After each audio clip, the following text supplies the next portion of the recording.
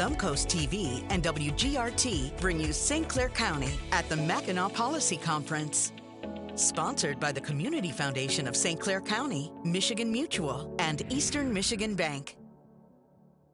And welcome back to live coverage of the Mackinac Policy Conference. Josh Chapman here with Eric Lupher. Eric, how are you? Doing really well. Good, good. Yeah. How's your time been on the island so far? Productive, I hope. It's such a busy couple days. They're cramming so much into a short amount of time. It's exhausting, but it's really rewarding. I love it.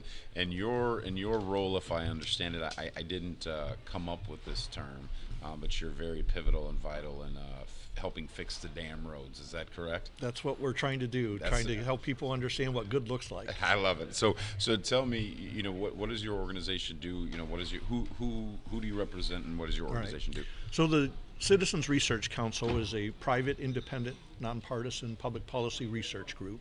We look at the data, look at public policy, look at the players, and try to find ways for government to be economic, efficient, and accountable with our tax dollars. You have a tough job. Well, it's guaranteed full-time employment. So in doing that, clearly we need more funding for roads, right? We underfunded roads for so long that we're way behind. But we're trying to make the case that what we do with the money once we get it is as important as how much money we're talking about. Right now, we have a very political system for distributing the money. We have made the political decision that the state would get 39% of the funding, counties would get 39%, and cities and villages the balance of 23%. So, why those numbers? Yeah. Well, it was a political decision some way. There's no rational reason behind that. And then when you get beyond that, at the local government level, counties and cities and villages, we're using a system that is based on the straight line miles of roads, the population and the number of vehicles for the most part. And we're saying, well, wait a second, how do you know what roads really need the help? Yeah. So why don't we start by measuring lane miles, not center line miles of road? Okay.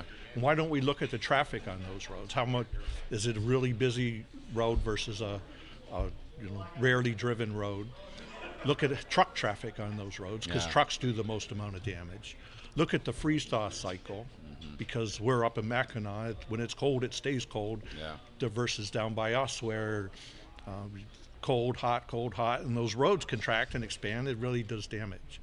Look at the surface that you're building on. Is it clay? Is it sand? Good drainage sand is better for it, but again, in Southeast Michigan, there's a lot of clay. Yeah. Right? So there's a lot of things we can be doing to illustrate the sort of dysfunction we have now. Sanilac County is getting about $303 per person per year of road funding. Oh, wow. Versus St. Clair County is only getting about $177 per person. Wow. And you would say, well, that's crazy, right? There's so many more people living in St. Clair County, so much more road surface, traffic driving on, things like that. I haven't spent a lot of time in both counties, I'll be honest about that, but probably the roads in St. Clair County are remarkably worse condition. Yeah. That's my educated guess from afar. And it's because the system is not sending the money to where the roads are the worst. So as the legislature thinks about, hey, we need more money, and they assign a dollar amount to it, they're going to have to overtax us to come up with enough money to fix St. Clair County roads, or Wayne County, or Oakland, or Kent County on the other side of the state, because the system is stacked against getting the funding to where it's needed the most.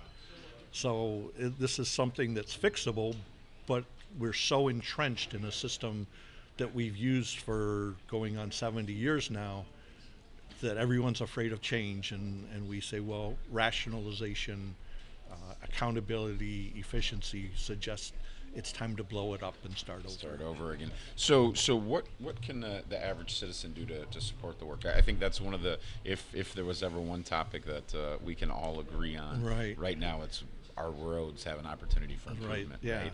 What can the average citizen do to support the work that you do? So digging in a little more, they can find these reports on our website. Everything we do is public information. And you don't have to name? pay for it. crcmich.org, crcmich.org. But digest that, and then you let your legislator know rationalization and common sense should kick in at some point here. And if you're going to ask us for more tax dollars, we want it used in the most efficient way possible. I think that's a message that in this day and age, whether Republican or Democrat, really sinks in, and it's hard to defend a system that's broken. Yeah. So, well, we appreciate the work that you do. It's obviously not the sexy work, but it is important. And if I learned it makes sense to me now as to why there is some dysfunction in road repair. So yes. I appreciate you taking the time to educate us. I really appreciate you having me. Absolutely. Thank you for joining us at the Mackinac Policy Conference.